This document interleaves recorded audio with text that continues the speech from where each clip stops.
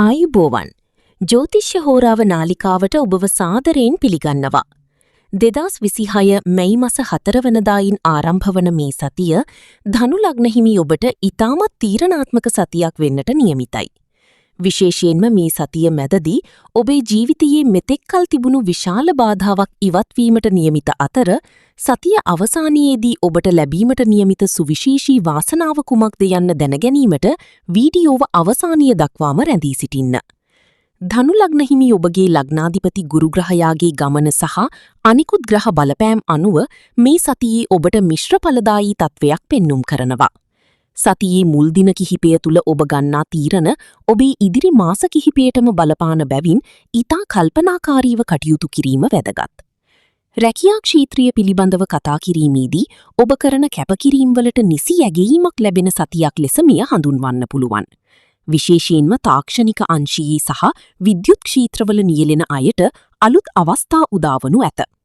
රැකියා ස්ථානයේ මෙතෙක් පැවති ගැටලුකාරී තත්වයන් තරමක් සමනය වන අතර ඉහළ නිලධාරීන්ගේ සහයෝගය ඔබට හිමිවේවි. ස්වයං රැකියාවල නියුතු අයට නව ව්‍යාපාරික සබඳතා ඇති කර ගැනීමට මේ සතිය ඉතාම සුදුසුයි. ආර්ථික තත්ත්වය ගැන බැලීමේදී අනපේක්ෂිත ලෙස මුදල් ලැබීම් වලට ඉඩකඩ පවතිනවා. විශේෂයෙන්ම පැරණි ණය මුදලක් නැවත ලැබීමට හෝ අමතර ආදායම් මාර්ගයක් විවෘත වීමට වාසනාව තිබෙනවා. නමුත් සතියේ බදාදා සහ බ්‍රහස්පතින්දා දිනවලදී අනවශ්‍ය වියදම් පාලනය කර ගැනීමට වග බලා ගන්න.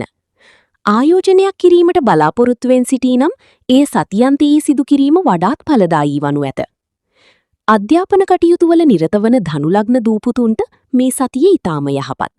මතක ශක්තිය වර්ධනය වන අතර අසීරු විෂය කරුණු තේරුම් ගැනීමට වැඩි හැකියාවක් ලැබෙනවා.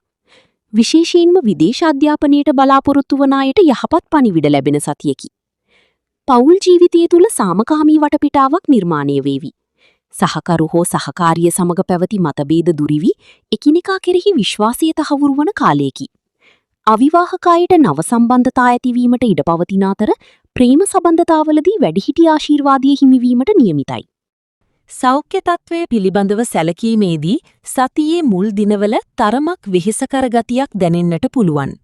ස්නායු ආබාධ හෝ කොන්දේ වේදනා ඇති අය ඒ පිළිබඳව සැලකිලිමත් වීම වැදගත්. එලිමහනේ වැඩ කරන අයට වැඩිපුර ජලය පානය කිරීම සහ විවේකයේ ලබා ගැනීම නිර්දේශ කෙරේ.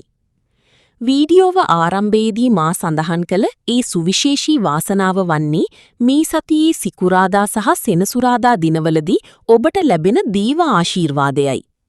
ඔබ කාලයක සිට බලාපොරොත්තුවෙන් සිටිනමත් ඉටු නොවූ වැදගත් ලියකියවිලි සම්බන්ධ ගැටලුවක් හෝ විදේශ ගමනකට අදාළ බාධාවක් මේ සතියන්තයේදී ඊටාම පහසුවෙන් විසඳී යනු ඇත. එය ඔබගේ ඉදිරි දියුණුවට ප්‍රබල පදනමක් වනු නොඅනුමානයි. ඔබට මේ සතිය තවදුරටත් සාර්ථක කර ගැනීම සඳහා කහ පැහැති ඇඳුම් භාවිතය සහ හැකි සෑම විටම දුගී මගීන්ට ආහාර පාන වලින් සංග්‍රහ කිරීම යහපත් වනු ඇත. එසේම බ්‍රහස්පතින්දා දිනක බෝධි පූජාමය පින්කමකට සහභාගී වීමෙන් ග්‍රහාපල දුරු කරගත හැකියි.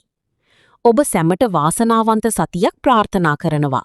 ජ්‍යොතිෂ්‍ය හෝරාව නාලිකාව සමග දිගටම රැඳී සිටින්න. තෙරුවන් සරණයි.